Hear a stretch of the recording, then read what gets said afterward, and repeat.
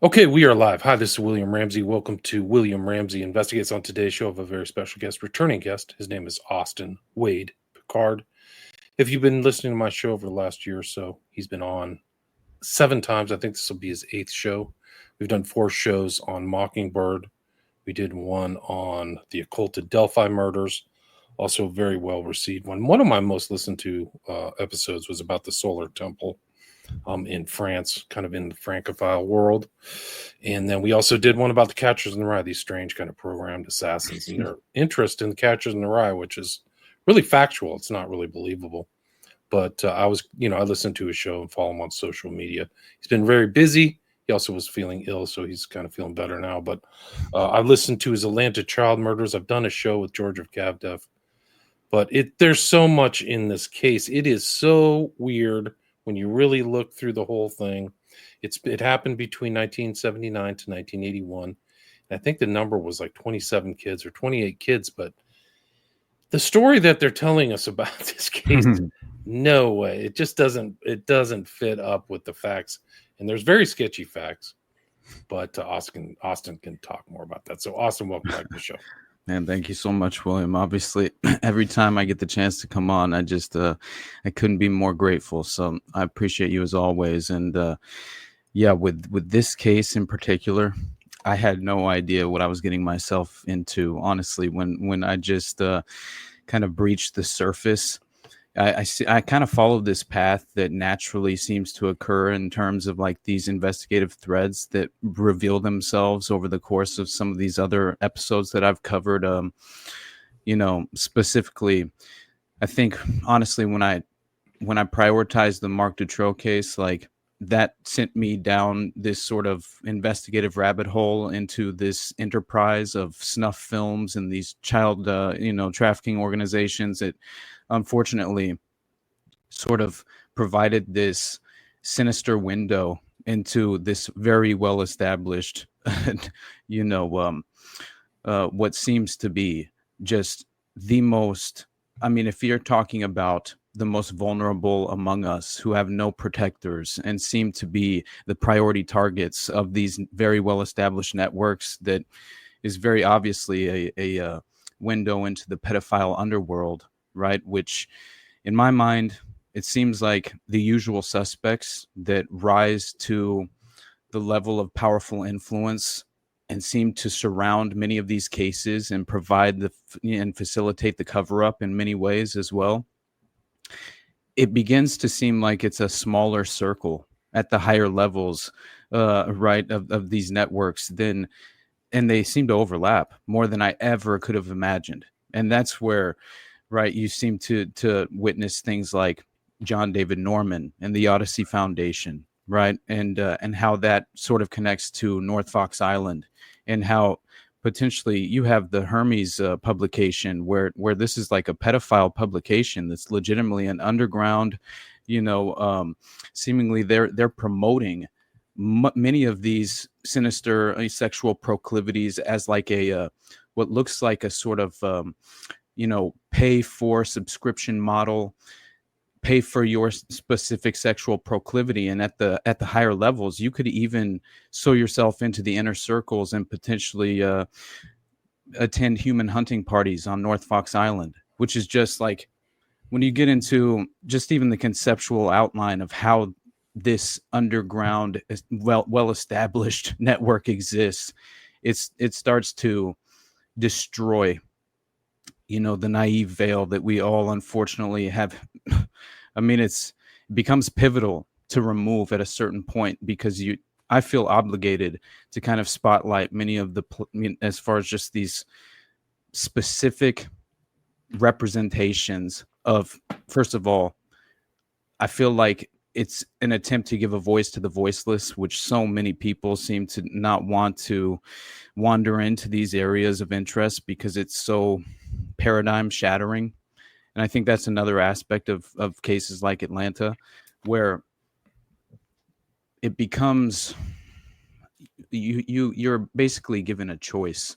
You arrive at a crossroads, and I think that I'm more focused on prioritizing manufacturing a sort of defense mechanism for myself so I can know the threat that we truly face, right? These underground networks actually pose, and exactly kind of how they function, because once you begin to realize the playbook they utilize, the pattern recognition begins to it kind of take effect, and you begin to I think add to your arsenal, and you have this sort of psychological tool and framework to not fall into the preordained outcomes and the traps and the what I view as smoke and mirrors so very often to kind of misdirect the public perception of these cases. And that's where I begin to question, like, just the satanic panic alone, right? Which I put into perspective as far as when I covered the Finders and the Franklin case as well, and McMartin for that matter, and the Presidio and the West Point case, right? And I mean, how many are there? And you start to question what exactly are serial killers for the most part. Are they a naturally occurring phenomena of psychopaths who are legitimately acting alone and just have a again some sort of sociopathic proclivity to pursue ritualistic mass murder, but it very much seems to be that that's not actually the case, and the alternative theories seem to be far more plausible. And that's where I think that much of this, including the snuff film enterprise, how it's been labeled as almost like an urban myth. Yes. Right. And in reality, I think it's a manufactured misconception to label it, kind of conflate it with the satanic panic, and again, a conveniently constructed excuse in my mind, and an oversimplification for this mass hysteria that I think was naturally occurring in what should be viewed as an organic reaction to actual examples and legitimate, credible examples of satanic ritual abuse, right? So it is definitely sickening, and when you see like a good example of the usual suspects is reoccurring and resurfacing throughout these cases is like an Alan Dershowitz, who's out here, pleading with Trump to pardon Ghislaine Maxwell as if she's a victim of Jeffrey Epstein. And he's, I used him as an example at the end of my episode in the Atlanta case because he just so happens to prop up during Wayne Williams' appeal process in 91. Yeah. And that doesn't surprise me at all because of the Process Church connection to this case, which we'll get into as well. And how Alan Dershowitz also was a part of Jeffrey McDonald's defense for some strange reason during the Fort Bragg murders. And so unbelievable. I had no idea.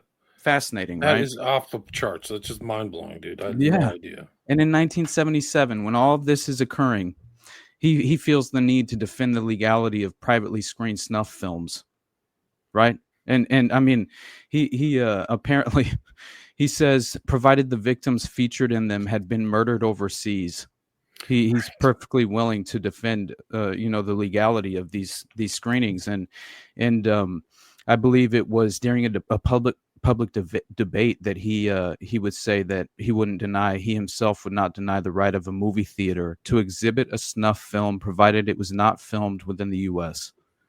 So, incredible. It's on my social media. I'm going to bring it up right now. Like I have it on my hard drive. It's unbelievable. Dershowitz is so dirty. Like he had that for people who don't know, it's kind of a bit of a tangent, but he was involved. He was sued by Ghislaine Maxwell. Sued by Virginia Giuffre, who conveniently dies, right? Mm-hmm. Her dad says it's no way, and she's amen. And so I don't believe that one at all. She was right in the thick of it.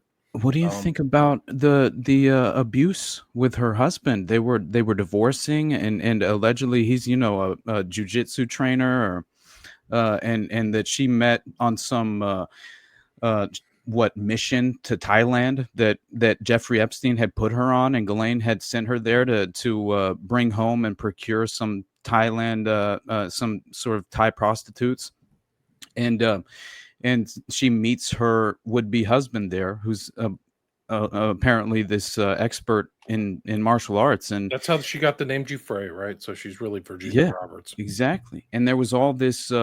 She had allegedly been hospitalized due to this legitimate spousal abuse, where she looked battered and beaten, man, and it looked as if she was apparently. He got out in front of it and filed a protective order against her while she was hospitalized. And then it seems as if Alan Dershowitz got involved because this all happened, this spousal abuse that was so brutal that it landed her in the hospital, unable to sort of, even apply any sort of effort to protect her own self in any sort of way. This all happens right before she's scheduled to do a public interview on a major news publication. I can't remember which one now, but I remember this came up that she was just scheduled to speak on Alan Dershowitz and the allegations and all the claims that she was making. Yeah, and then all of a sudden she's brutalized by her husband, and so there's a lot of questions about. Well, once he moves out, then she dies. So he's her protector. This guy who's brutal, who's an MMA guy. That might be the reason why she found him. Is like, I need a bodyguard and a husband, somebody who's been victimized and brutalized. But she sued Dershowitz. For people who don't know, it was barely covered, if at all, in the media. But I followed it all the way to the end because what happened is that it was part of the other civil suit she was involved in. Right? She sued Ghislaine Maxwell. I think Epstein, and that's kind of what set this whole thing rolling. But then Dershowitz said something that she considered defamatory. She sued him, and that litigation was very cutthroat. I mean, they all are, especially involving Dershowitz, in my opinion. Right. But when you watch civil litigation as somebody with a legal background, what happens is a lot of times they kind of mix and match, and they'll keep it covered up, and there's a lot of back and forth paperwork, confetti flying, and that's what happened in this case. She had excellent lawyers, by the way. She had Boys and these other people, but just to shorten it, they went back for 2 years, and it was literally getting to the point where they were going to depose Dershowitz, and the case was taken out of the legal system. So a very clever way to settle a case is not to settle the case publicly with the court as an arbiter. You do it independently. So you come to an independent agreement and say that the case can be just relieved for prejudice because, for example, if somebody sued me, I would just go to them, come to an agreement and say, look, we don't need the court anymore. That's what I believe happened with Dershowitz and Giuffre. So it was taken. There was never that point where the deposition took place, which is really what got that deposition of Ghislaine Maxwell is what got her in trouble. And partially there were 2 charges of perjury from the Giuffre Maxwell civil litigation, not the criminal litigation. So Dershowitz is involved in that. Let's watch this thing. This is an incredible cultural landmark because it has William Buckley, who's a member of the Knights of Malta, and Skull and Bones, and supposedly a Christian right-wing guy. What? Pilgrim Society member. The whole bit. He's here with this weird Jewish bull dyke, and they're mentioning Dershowitz, who's like the most sinister one of the most sinister people in American public history. Just OJ, the list is just incredible. He hasn't stopped. No. Here we go. Listen to this. You can try, but the film I can keep making money from, that's there protected. There is a great deal of evidence to demonstrate, probably more evidence on this side than on the other side, that exposure to what you call pornography, if anything, inhibits illegal sex conduct. No, but there is a lot of learning to that effect. What happens to a woman who has been raped and the rape has been filmed and the films are being sold? This is a very interesting point. I had a debate with Alan Dershowitz at the Harvard Law School 3-4 years ago, and he was taking the flat-out pill position. You can't censor anything. And I said, well, what about a snuff film? Do you know what that is? People get killed. That is actually, it's never been proved there is such a thing. Never mind. Provably false. Right. And though he kind of didn't like that. Well, he said, it would be all right. You would have to protect a snuff film that was made abroad, because then the murder would not be something that had been, so to speak, licensed derivatively in America. I thought that a high form of sophism to say it's okay to show films of people getting killed as long as you kill them outside. The continental limits. And this, Do you this ever look actually- at television or movies? There are people. I mean, you could just take apart that whole video. There's so much going on there. Right. Anyway, so Dershowitz is like involved in this. I had no idea, man. Yeah, consistently just comes up, so very often within the context of these child sex trafficking operations and their, litigation as far as the criminal cases are concerned. Like, he always seems to appear at least during the appeals process of many of them. And people who don't know, Dershowitz just came out within the last week talking about lowering the age of consent, and without the context of like some event. He's been pushing for lowering the age of consent is longer than I've been alive, I think. Like, the guy's in his 80s. Crazy stuff.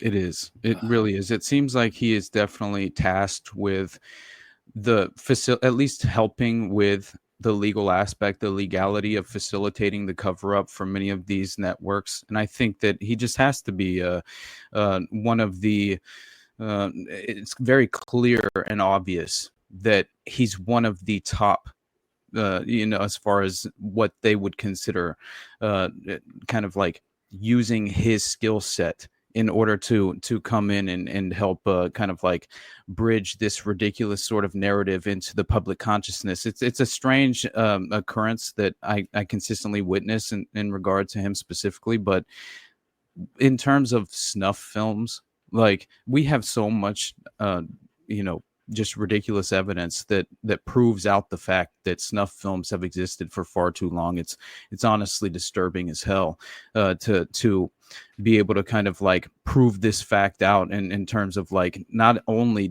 I didn't even realize that there was a potential that the Manson family were involved and engaged in creating snuff films, which shouldn't be all that surprising, honestly, at this point. But yeah, there's been allegations that Kenneth Anger was this is from Dave McGowan. Kenneth Anger was tasked by the Getty family to make snuff films, so he was a snuff. This is arguable. I can pull up. I'll put it on my social media. The reference to McGowan. We know Leonard Lake was like a hardcore serial killer. He came out of the military, literally like Operation Phoenix. He was like diagnosed with schizophrenia and then went just on this batshit, literally crazy killing spree with Eng, this other Chinese guy, and filmed snuff films. And then Luke Magnotta, which I forgot, the guy who killed cats or whatever, he literally filmed a snuff film. So those are like Leonard Lake, 100%. There were all these different video cassettes and that were all that they were providing were legitimate video evidence depicting the humiliation and rape and death of all of these female victims, and they were just being completely tortured, in these videotapes, and so I don't know. It was apparently he even used these tapes to finance his paramilitary arsenal, they claim, which is just, he's selling copies. That makes a lot of sense. It even came up, and by the way, considering the enterprise of kind of like where this all intersects, I mean, we always have to consider the fact that organ harvesting is involved, and it legitimately comes up at a certain point in the Atlanta child murders case, because there are actually child victims that their bodies are found and their organs are removed and harvested. I mean, 100%. And it looked as if they also had injection marks on their genitalia, which is just like, at this point, when you even like, I believe it was McGowan himself, right, in chapter 21 of Program to Kill, he just referred to it as Atlanta. And at the end of the chapter, he gets into how the CDC is located and its hub is located in Atlanta, right? And it gets so crazy because he suggests that some of these child victims could have been deliberately injected with HIV, and in order to track the sexual transmission and evolution of the disease while simultaneously introducing the virus to the general public.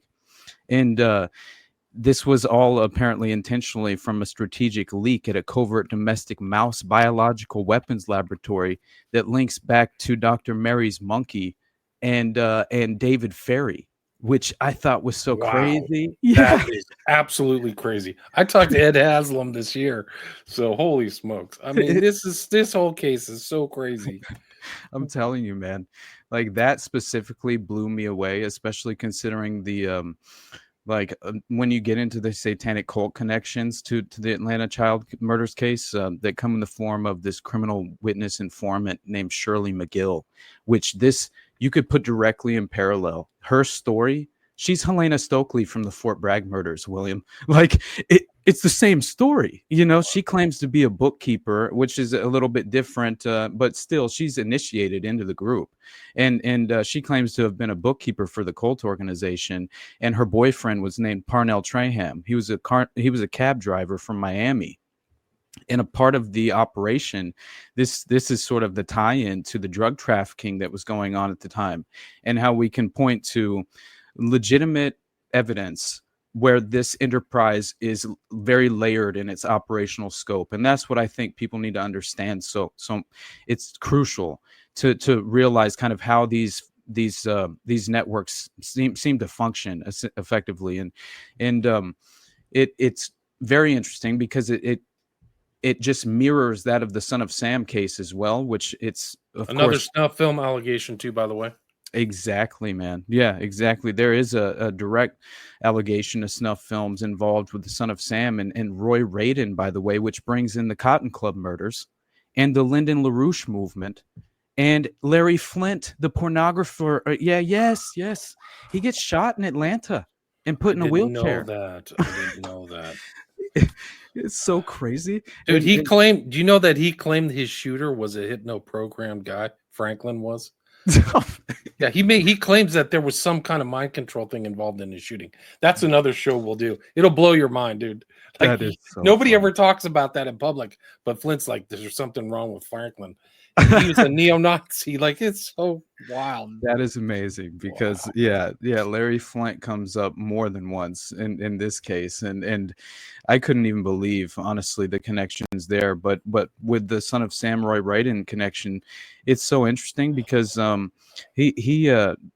claims that the shooting of Robert Vellante and Stacy Moskowitz was recorded on videotape for the private collection of a Satanist they referred to as Mr. Big, who was later identified as Roy Radin. And he had a mansion in upstate New York where they allegedly were having these sort of human compromise pink ballet parties that were clearly utilizing the process as a tool for abducting children, because apparently the local chapters of the cult were helping facilitate the child abductions at the time, and even supplying the children to Roy Cohn and his parties of human compromise, which were like blocks away from Trump's residence at the time, which is very interesting.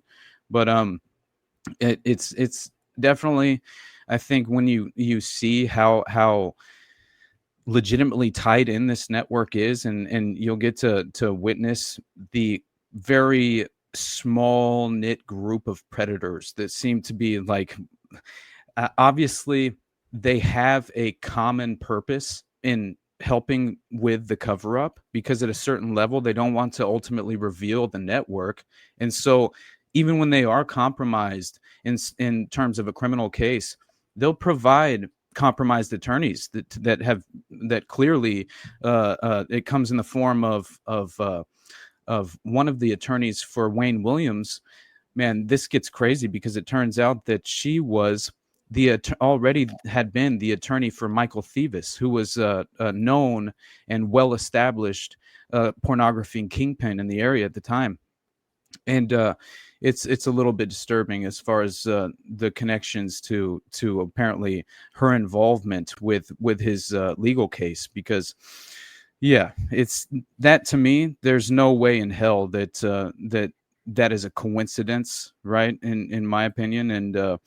And when it boils down to like how they sort of infiltrated Wayne Williams' defense team, I think they didn't provide him with a legitimate defense, and you consider the Brady files and how they were withheld as well from the defense until the very last moment. So even if there were legitimate defense attorneys that were pursuing some sort of case with honor and integrity, that they were actually attempting to defend their clients, then it wouldn't have happened in the way that it had. And I think the prosecution themselves were obviously it's very interesting when you get into the details of the trial itself, but I should at least begin with the initial details of the case, just to kind of lay out a foundation for everyone, because there are so many details you can get bogged down in and lose track of the kind of what we should ultimately spotlight, even though I do hope that we can kind of make our way to the more kind of like interesting and fun aspects to it. I hate to describe it as fun. It's more just extraordinary and strange than anything. But I think, me personally, when I find these extraordinary, strange connections, it at least provides me with more inspiration to move forward. And it reinforces much of what I already kind of perceive to be the current power structure, and how it's very much insulated from any real accountability, and how the justice system itself is also entirely compromised. And you kind of like watch that play out in the fashion and form of the trial of Wayne Williams. Look at Diddy. Comey's daughter is working as a prosecutor for Diddy. It's ridiculous. Like, you can get the worst. They should have charged him with RICO. Like, even the charges are ridiculous. They're just for public consumption, and people have argued. The government wanted to get discovery to get all of Diddy's material. That's right. What it really was. It is so crazy. And this kind of stuff, I think it's just, this is part of this, like you said, this paradigm shattering operational scope. Like, it's still going, this kind of stuff is going on. I'm not saying there's ties between Diddy and this, but I think it's the same kind of very dark blackmail. And I think the SFK cases, which I've studied for like 10 years, involve snuff films. There's no evidence. I don't have evidence, but that's what would make sense. And other people have said that, like, they're making snuff films with these guys. They're filming something. Yeah. There's no doubt. I mean, Wayne Williams was at the very least using the Gemini Group, that child recruitment, musical talent spotting organization that he claimed to, have as far as he had been a part of and primarily founded in order to spotlight children who had characteristics and these what he claimed to be extraordinary talents, put them on the fast track and the path to stardom. And he was legitimately recruiting these young children in this group that he called the Gemini Group, and he would take them to the local film production studio called Apogee Records and Hotlanta Records as well, and which were two studios owned by Michael Thevis. And it turns out, obviously, Thevis, he's definitely a known now and convicted, child pornographer, right? Which is very much interesting to see how his defense, like, he was actually deeply tied in with Andrew Young as well, which I find very interesting, right? Who is very conveniently appointed and runs a successful mayoral campaign just before the conviction of Wayne Williams. And considering his ties to the father and Wayne himself and the United Youth Adult Conference and what is called, I believe, the West Hill Baptist Church, which is another organization that's utilizing this sort of youth, state subsidies. They're state-funded. The Challenge School for Boys was a part of the United Youth Adult Conference, and they were receiving state subsidies, right? And effectively were being granted by what looked to be compromised political assets within the framework of this network, which starts to make a lot more sense. Considering the level of involvement for these political assets, right? I mean, it's not only Andrew Young. You have state congressmen that are actually involved in visiting. You had Andrew Young, by the way. He had a position as in Congress to serve as U.S. ambassador to the United Nations in 1977. This was just before he came back and ran the successful mayoral campaign, and kind of oversaw the conviction of Wayne Williams as the what I believe to be the patsy. But he himself, he had known Wayne Williams extremely well, right? Wow. Yeah, before these events in 79 to 81. 100%. Yeah, he had appointed Wayne Williams student council president of his high school when Wayne was in 7th grade. Wow. And he even said that this is one of the brightest kids I've ever met when he referred to Wayne Williams. And there's a picture of Mayor Andrew Young shaking hands with the father of Wayne, Homer Williams, during the trial break at City Hall in 1982. So they were very much still, just as far as on good terms at this point. And so I think for him to return to Atlanta in the final months of 81 and become elected just before the conviction, it's very interesting timing. And the Morris Redding, right, was promoted as the chief of police as well. And he was the former task force commander who covered up the connection between this prior investigation into multiple victims who were on the list of the alleged, Atlanta child murders victims list that they tried to legitimately tie directly to Wayne Williams as the sole perpetrator, when there had been a prior investigation into the victim Earl Terrell, and apparently that had been linked to a child sex ring operation that was tied to a man by the name of John David Wilcoxon, I believe, John Wilcoxon. And that's very interesting, because I think that seems to implicate the fact that Earl Terrell, this victim, right, in terms of Morris Redding being promoted and being the former task force commander who covered up that investigation. It turns out that he had also been a major campaign contributor to Andrew Young during his years in Congress, and so had John David Wilcoxon and Michael Thieves, the well-known pornographer, right? And so I think we're witnessing this sort of window into the pedophile underground, especially that seems to, I don't think this only ties in the Atlanta child murders case. I think this window directly ties in this overarching pedophile underground that definitely is represented in the form of these various operations being conducted at the time. The Atlanta child murders case being one, the Dean Corll murders in Houston being another, the John Wayne Gacy murders of the 33 boys in Chicago. I think you have Chicago, Houston, Atlanta, all being perfectly represented in the fashion of, we have to facilitate a cover up, find a plausible patsy, and hang him out to dry. And that will, in essence, kind of further reinforce the serial killer narrative at the time, which was obviously, the lone nut. Yeah, it's not a right? group. Yeah. Yeah. And it's interesting when you say that, because what comes to mind is Gacy's last 4 victims were thrown in water. The Atlanta child murders are thrown in water. Gacy gets caught in 78. These happened 79, 81. And then there's that documentary, The Candyman and the Clown, which ties all this stuff together. And you mentioned Odyssey and that creepy Norman guy, and Paskey is involved, and like some other victims. And we know that Gacy was traveling around too. Like that's what's really creepy, is like there's like Thin White Line was this show where a guy like ran into Gacy at some lake in like Kentucky of all places. So we don't know. And he had this huge suitcase full of like child CSAM, I guess is what they call it now, child porn. Where's he getting all this stuff? Like, what is going on? Like, these guys are like networked and collecting and just crazy.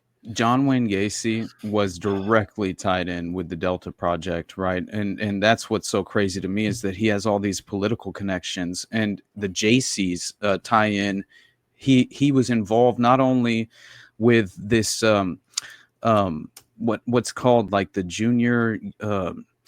I'm trying to find what was the JCs represented. It was this it was the junior chamber, the United States Junior Chamber, which was known as the JCs, which was a civic group, right? A national civic group.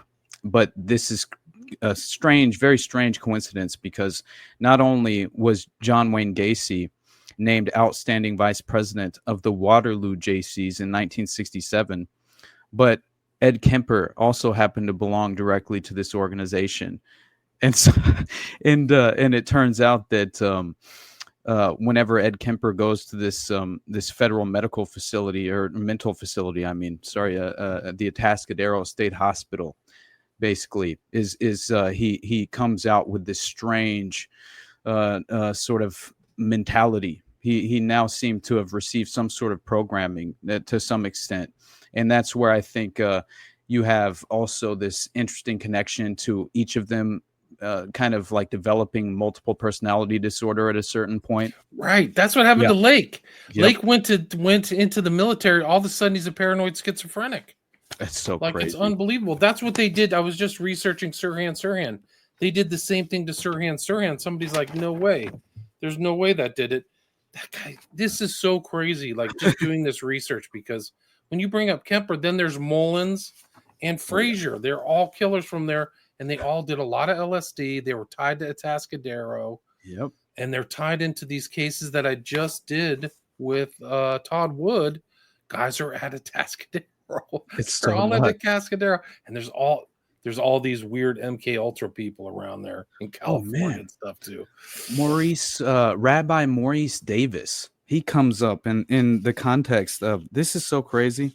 When I found this is how I felt. It felt like whenever I was going through the Finders documents, basically, or no, whenever I discovered the McMartin map in the Finders documents, whenever they dropped, and in the document dump, right? I got the exact same feeling whenever I discovered this Jonestown connection in an excerpt from a 1982 investigative report on the Atlanta child murders, while I was looking deeper into David Berkowitz and his connections to the process. And I just instantly felt like, what the hell is this even doing here? You know what I mean? Right. And essentially, man, when you get into these connections, it starts to look as if there was a handler. Now, obviously, I believe that Jonestown was a direct example of MK Ultra being driven underground for plausible deniability using cult cutouts, and I think that was sort of proved out in terms of William Holsinger and his connections to a lot of it. Congressman Leo Ryan's aide, which, by the way, if you can believe it, Dr. Louis Jolyon West was granted an award, a lifetime achievement award that they called the Leo Ryan Award. Get out. No way. The Holsinger documents are very important in the Jonestown, which is 78 as well, because he wrote something saying this was an experiment. He was one of the first one before that other kind of parapolitical researcher who did a lot of stuff on JFK, whose name escapes me right now. I posted stuff by him too, but that's where they got a lot of this stuff, is that it was literally out of a congressional office. Like, hey, something weird is going on here. Definitely. Yeah. And it's just like, honestly, it is incredible. And when you have this rabbi, Maurice Davis, who has this history as a chaplain involved with this addiction center in Lexington, Kentucky. And it's apparently known as a clear MK Ultra front at this point. And apparently he's the rabbi in Indianapolis who first sponsored Jim Jones in the early days of the People's Temple. And he gives him, I believe, the first synagogue. It was because I read through there's this crazy document from the LaRouche publication, LaRouchePub.com. I believe it's the Executive Intelligence Review. And it's very interesting because at the very bottom of the document, there's a chapter that's referred to as the ADL Defends Satan. And it's very interesting because it points out the fact that there was documented evidence of the ADL being involved in MK Ultra that dates all the way back to the 1960s. And they point to this Rabbi Maurice Davis, who participated, they claim, directly in Project MK Ultra. And they essentially tie him as the chaplain in Kentucky to this addiction research center, which they say is a hotbed for the CIA's secret LSD testing. Davis's co-workers say that the rabbi helped track some of the LSD human guinea pigs when they were released to outpatient treatment. Now, he is involved in the CIA project directly tasked under Sidney Gottlieb. So the black sorcerer of MKUltra himself had given Rabbi Maurice Davis his direct task involved in essentially, by the way, they do entirely shred all the documents in 72. And I think it's really important that people understand that they're under Richard Helms.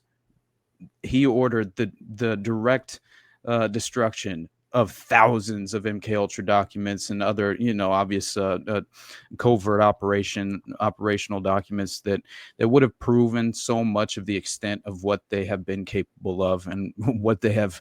I think it would have just removed the mask in more ways than one, obviously, and we would have gotten a real view into how they operate domestically under the guise of this, sort of like they have all of these strange private sector domestic cutouts, but then they utilize these, like I mentioned before, these strange cult organizations that obviously provided them with further plausible deniability. But it's worse than that, because apparently Davis, he's transferred to Indianapolis in the mid-1960s, and he becomes one of the very first patrons of Jim Jones and the People's Temple.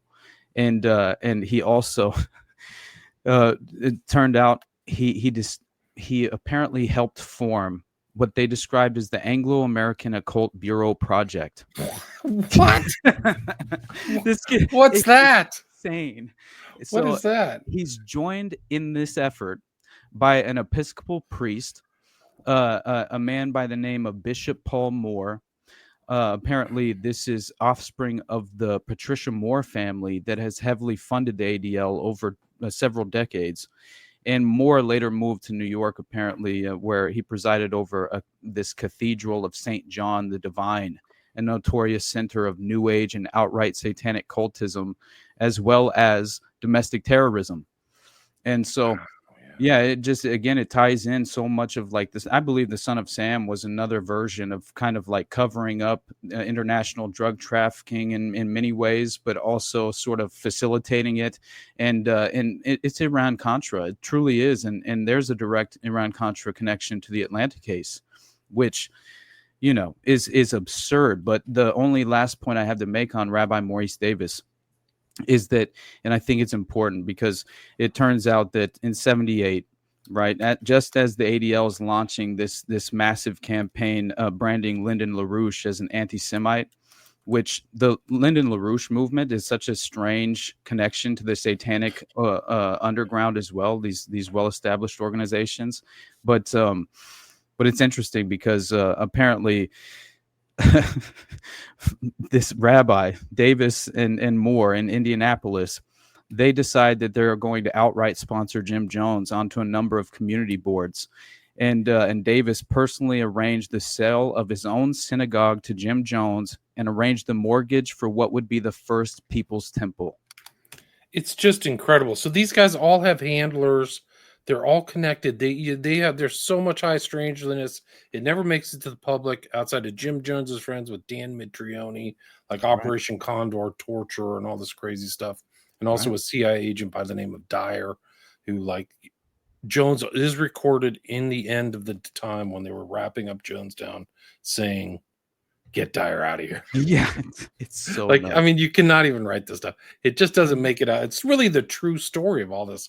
And like you said from the beginning of this talk, we are given little pills of fake news, and it's become history, and it's all fake. It's all a sugar-coated pill. And this reminds me, when you're talking, like, what comes to mind is Mark Lombardi's work.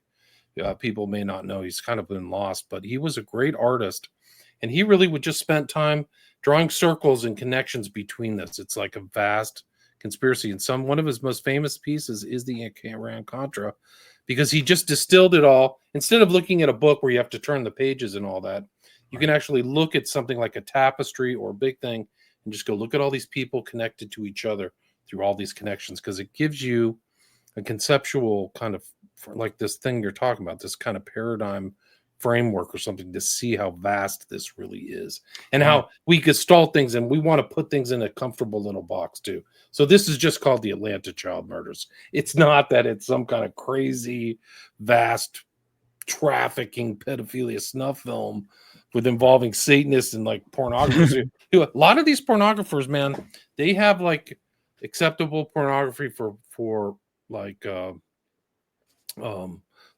general publication. They do some dark stuff underneath there. It's not that uncommon. Now there's that movie called something 8. I forgot. I think it was Nicolas Cage was in there, and that was kind of the premise. Like, I want him. 8mm. 8mm. Thank you. Something like that. Yeah. Anyway, My God. I found that one just recently. It wasn't too long ago. I missed that when it came out, and I didn't ever watch it.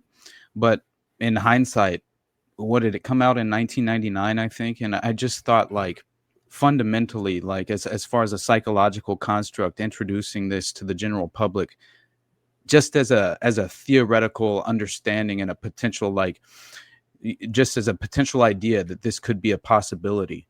I thought it was so very important, the 8mm film, only because it first of all, not only does it sort of like directly reference in the title how the operations facilitate and the distribution of child pornography through unproduced and undeveloped 8mm film strips that they send through the mail, and that's how they get away with this. It's a fundamental loophole in how many of these operations have been conducted over years, and that alone is very interesting.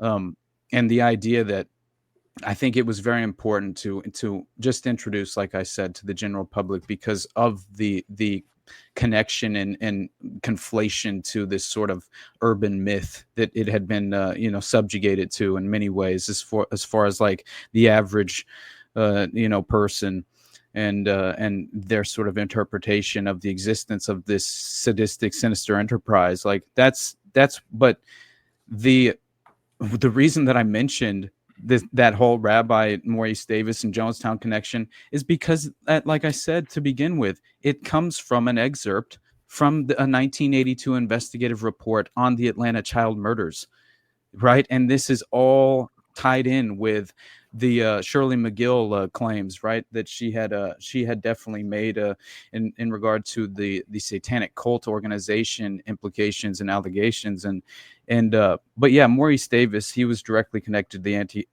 anti-cult network, and directly involved Dr. Lewis Jolyon West too. So that seems to be like sort of the false memory syndrome foundation playbook of helping insert themselves and infiltrate legal cases and provide a plausible and facilitate what seems to be this sort of false narrative into the subconscious mind of the public. And I think that's usually they achieve their goal in more ways than one, I think. And as far as the Iran-Contra connection, and by the way, I think it is important that it was revealed that Michael Thevis, right, in 1977, who's the Atlanta child murders sort of local pornography kingpin that was directly affiliated and associated with Wayne Williams, who was bringing young children from the Gemini project that he was running as the talent recruitment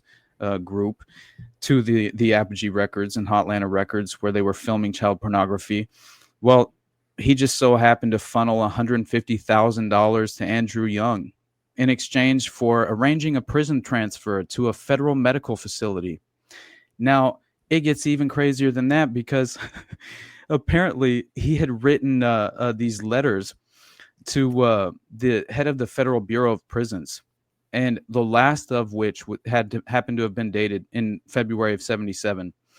And so this was on United Nations stationery that he's sending these letters back and forth, and so during this arranged prison transfer through Andrew Young, Michael Thevis would escape from prison right? And this was during his transfer process out of that facility for a civil hearing in 1978. And during his escape, this man arranges the murders of 2 former associates turned FBI informants in the witness protection program. Wow. Is that not absurd that would even be involved? Yet he was. This is interesting because it was claimed that you had police involvement, right, who were helping facilitate this operation. And that reminded me directly of Marc Dutroux, who claimed that he had police protection during his abductions with Bernard Weinstein and his accomplice. And so I just think that, how many times can we see this kind of more low-hanging fruit? Clearly he's implicated as a member of the network, helping procure young children who were inevitably among the list of dead child victims in Atlanta at the time, which seemed to be a part of a massive cover-up, right, which they were attempting to facilitate. Not only that, you have the connection that Shirley McGill provides, claiming that some of the killings were because the children were... You had older children who were legitimately procuring younger children for the organization and also helping facilitate the drug trafficking operation. And that's very standard, by the way, if you look into Franklin and these other ones. Or even Epstein, actually, as a matter of fact. And you see that these kids who are trafficked, they feel guilty, and they say that in recorded things. Virginia Giuffre said she felt guilty about getting other people involved, and I think it was also... one of the kids. It wasn't Troy Boner, one of the other guys from Franklin. Paul Bonazzi. Yeah. He said he felt guilty about doing that to you. So sad, man. I definitely, he provided many accounts of how he was, not only did he claim that he was potentially involved in helping with the abduction of Johnny Gosch when the paperboy fetish was ordered at the time.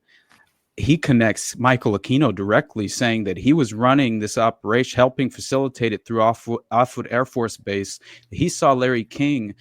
There was like a transaction between Larry King and Michael Aquino, and that they were helping run MK Ultra as well out of Offwood Air Force Base, and that apparently Johnny Gosch's father, this according to Noreen, had taken Johnny before his abduction to Offwood Air Force Base, which blew me away. I couldn't believe that happened. But you know what Bonazzi claims is that not only did he help, lure Johnny over to the van where he was then, hit with chloroform or whatever the rag was covered in, and then placed into the van by multiple perpetrators. He said that he was then trafficked, and 2 individuals who helped with the trafficking operation that sent him to a farm where he was held for a time in bondage, sort of. They would film different things with him. He was effectively ordered through Michael Aquino by an individual who had a paperboy fetish.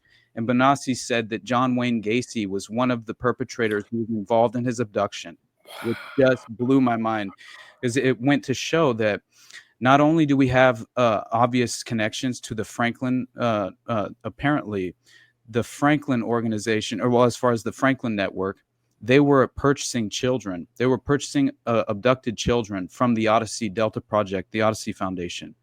And understanding that now, it definitely seems to what is the allegations are that some of these perpetrators involved in the Franklin scandal were Delta Project clients. And that just, it kind of shattered. So then there's this connection: Houston, Franklin, Chicago, and then is Atlanta brought in? Or do we have connections, or do any of those 3 to Atlanta?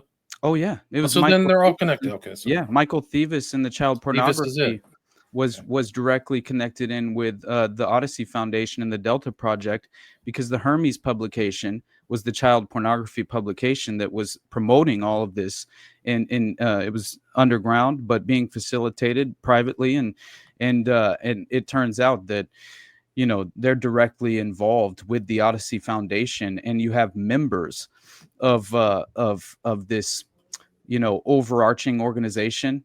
That Noreen Gosch is very interesting. I hear many people who are skeptical of a lot of what she has to say, but I do think that her statement that she gave in court, which implicated this vast network of satanic ritual abuse and child sex trafficking, it rings so true. And she directly names Michael Aquino.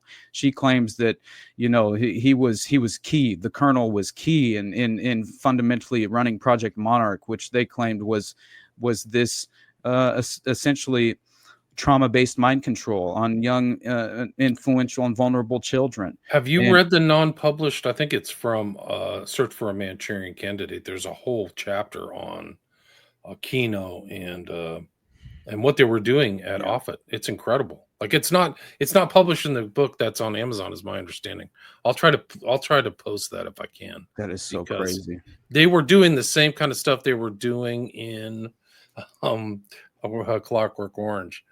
People forced to watch images, drugs, the whole bit. It's like you could not even, if you didn't contextualize this stuff, you would think it was fiction. Like, I mean, so then if it's Aquino, then it's really Houston, Omaha, Chicago, San Francisco, Atlanta.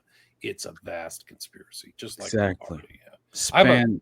For people who don't know, check out my Lombardi episode. It's really interesting, and he kind of fell through the cracks, or people don't appreciate his work, but for what he achieved before internet, he was making connections that are just off the charts. Anyway, I'm sorry. That is so crazy. I know that when in terms of like the Hermes connection to all of this and the publication that was being utilized, that I think it's important because the Delta Project was being advertised in this underground child porn publication that they referred to as Hermes. And that was where you kind of had this a circulation of all of these various individuals who are affiliated with John David Norman. You look up John David Norman, he's been completely, as far as like, this is not some sort of allegation. He's been entirely convicted, and it's proven that he is a legitimate pedophile who is running a child sex ring and was utilizing child pornography, and so it's not very in question complex. whatsoever. Like they pre-internet, they were doing catalog cards. That's what we used to use. I'm so old. I remember catalog cards from libraries. They showed it in that documentary of like vast amount of kids. Like it's so nuts. I know that that this also was with the Hermes publication. You know who it was financed by? I'm afraid. Francis Sheldon. Who's that? Was that He's the guy the from millionaire who ran the freaking North Fox Island. Fox Island? Yes. Wow. So then you have Detroit. So you've got it all. Yeah, that's really incredible. I've done shows on North Fox Island too, and there was like weird, suspicious deaths around them too. Like, and he escapes, right? Gets on his something. private plane and just He goes to the Netherlands, right? Goes to the Netherlands where they have these lowered age of consent laws, and it's very difficult to charge anyone on any sort of child traffic or child sex. Criminal charges. It's just so difficult to charge. Dershowitz will be there anytime then. Oh yeah, absolutely. And Francis Sheldon's pictured later on, years later, wanted man. He's pictured with children on his lap at an orphanage in these child care organizations, and it's just like, my God, man! Like they never stop. It's just they never like stop. That's the whole thing. That was the thing about Norman, is like he was convicted, was in jail, was running the thing from jail, got out, and went right back at it. He was just a full-on dyed-in-the-wool male pedophile, whatever. That was just his jam. Yeah. And I mean, you're talking, this is, you are legitimately running a mail order service for child sex. I mean, that's what the Hermes publication was. And, it was basically, they had like instructions on how pedophiles could essentially subvert any real legal consequence of any kind. Same as the Finders. When you look at what was discovered at the Finders properties, whenever they raided the Finders properties, the W Street apartments, they had private node-to-node communication servers, right? That this is in the 80s, and I mean unheard of at the time, and they are in direct communication with the Chinese embassy on abducting a child, right? Like, so we're talking international in scope. You have members of Georgetown who were involved at that level, who were also later on even charged with thousands of images and files and videos of pornography, and they were tied back to the Finders case, and that came up in the like 2017 or something. It was very recent, where I saw an individual who had been caught up in the W Street Apartments scandal with the Finders, and was a professor at Georgetown, and inevitably had later on been charged and found to be a pedophile. They had connections to a lot of people in our culture. Scratch Adams, Norman Mailer are known. Like it is, and those are just some of the known people. A lot of futurists and New Agers and stuff like that. Definitely. But just it was a precursor to, well, they got busted. I think the Tallahassee incident was 87, but they were like active for decades for a long time. That's just off the charts. Definitely. And I need to wrap it up, bro. We are. Oh shit. Okay, I'm sorry. I mean, we've brother. already done. I feel like we could do 3 more hours. I It's think just so, off the charts. This is much bigger than just the Atlanta child murders. It's Oh really, man. it's really just the international pedophile underground or something. It's a vast Satanic Murder Inc. Yeah. You know, that's basically a great way to describe it almost. But I think you know, we have so much more to discuss in terms of just the Atlanta case, and so if you're willing, I would love to actually prioritize getting into the details of that case at some point in the near future, if you would like to, because I would 100%. really love to exhaust the resources with the Shirley McGill occult connections, and it gets far more interesting with Iran Contra and what looks to be Mitch Warbell potentially training Wayne Williams. Very strange, but yeah, I would love to come back. I'd love to anytime. But interestingly, I heard that you're kind of a believer that McDonald really was assaulted by a satanic cult. That's a very controversial position in my opinion. I know. I've heard many people have given me pushback on that, and I understand why. I think you should be extremely careful whenever you speak in certain terms about any of these cases, I think, as well, which I try to be.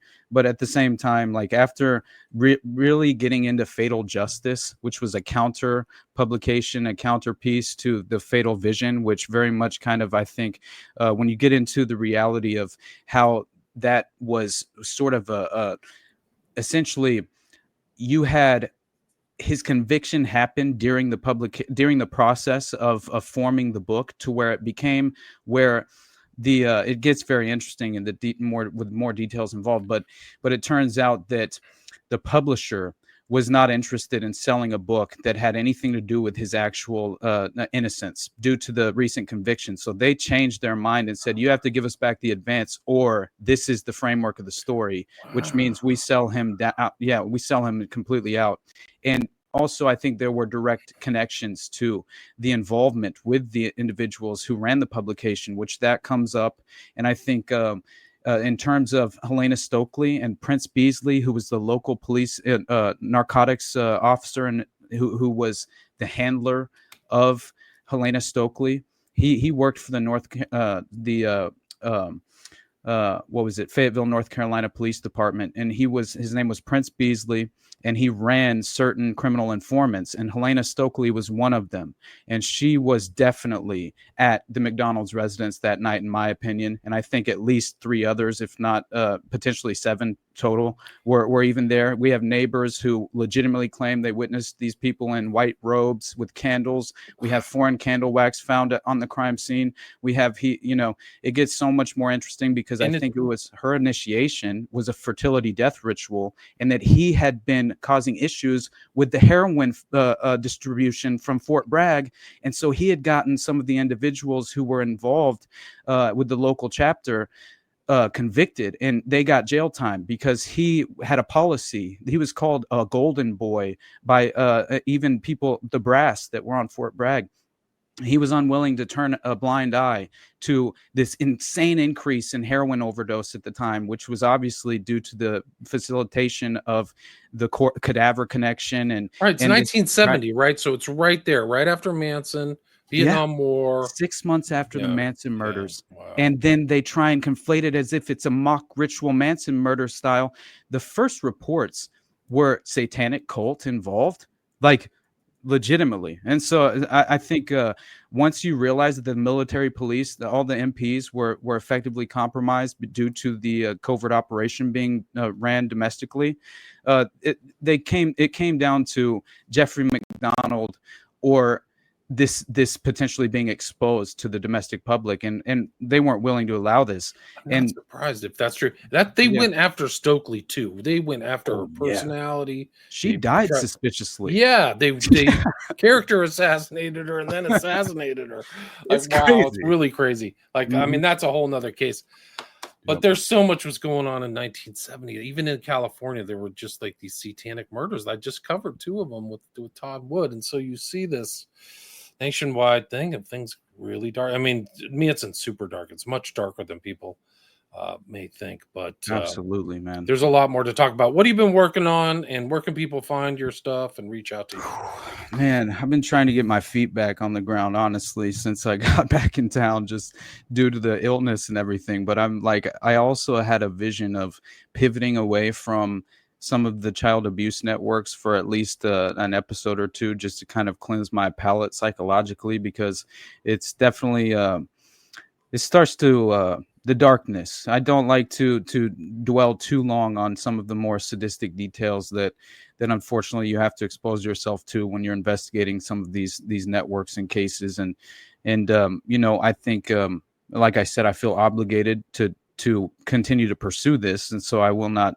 turn a blind eye. But I also think, just personally, for my own personal welfare and well-being, I should potentially do an episode on like maybe a let's say Esalen Institute or some sort of like social engineering that you know, it's still very dark, and the implication and consequences of it clearly do have a negative impact on the social fabric of society in general. But it's a little bit of a reprieve from some of the more disturbing aspects of these things. And but William, thank you so much, brother. Like, honestly, every time I get to talk with you, it's just refreshing, because you fill in a lot of holes, and it's interesting coming from different angles, right? Different people, different minds would come from different angles, and it's very fun and enjoyable to engage with you at that level.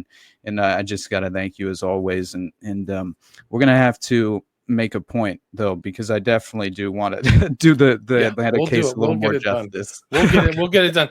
It's more, this is actually more important. It's more original when people, like you say, see this big connection, this vast, I call it like a Hieronymus Bosch triptych, like something from like some kind of plane of hell that's underneath society. Andrew Young gave the like commencement or something at Jimmy Carter's passing away in just this year in 2025, and he's involved in, and it's almost like True Detective, where these guys are involved, and that's the way they bond themselves to power.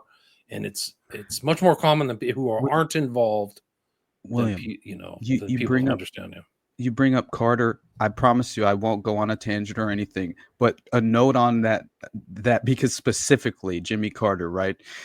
John Wayne Gacy. So in May of 1978, Rosalind Carter visits Chicago for the Polish Constitution Day parade now this is allegedly, this is all orchestrated by then President Jimmy Carter as some sort of peace offering to the current mayor at the time, Michael Bilandich, or I can't recall how to pronounce it. And this is strange because the organizer of the parade there to greet her in Chicago was John Wayne Gacy. And he had orchestrated, and he had been appointed apparently head of the parade several years before. And it gets even more interesting because he has far more political connections in Chicago than I ever realized. And I think that, once you kind of are exposed to the deeper connection, I think this was the Chicago mob meets the Houston, Dallas mob. Right. Because John Wayne Gacy, he goes to Dallas. No, John Wayne Gacy. I'm sorry. Jack Ruby. Jack Ruby goes to Dallas. And you know who he rents an apartment from? John David Norman, who ran the Odyssey Foundation. Right. How does that make sense? Make that make sense. That's just absolutely incredible. So they know Norman is just a huge operator. He's probably operating under the auspices of the mob, is my guess. Because I think that this is a whole nother show. Like, I got to run. Guys, we had 170 listeners live without much notice. So thanks for everybody for listening. Check out the Underclass Podcast and check out, where can people reach out to you? Social media. I know that you're on X, Twitter, right? Yep. You can reach me at Theater Thug AWP. You can reach me at honestly, my Patreon's the best place to support me, and I have an incentive in place. At least, even at the lowest level, you could get my paywalled content, which is a show I do with Sam Tripoli and Brad Binkley called Whatever This Is, and it's been a lot of fun. But beyond that, yeah, you guys just reach out to me. I have an account on X called the Underclass Pod as well. So if you want to reach out to me there, so you can. Two places can be found on X, Twitter, and then the Underclass Podcast, and then your Patreon. So I'll put links to all that in the show notes, and there will be a part 2. We still have a lot to talk about. Awesome, man. So, thank you. Austin Picard, thanks so much for your time. Really appreciate it. All right, hold on. I got to turn this off.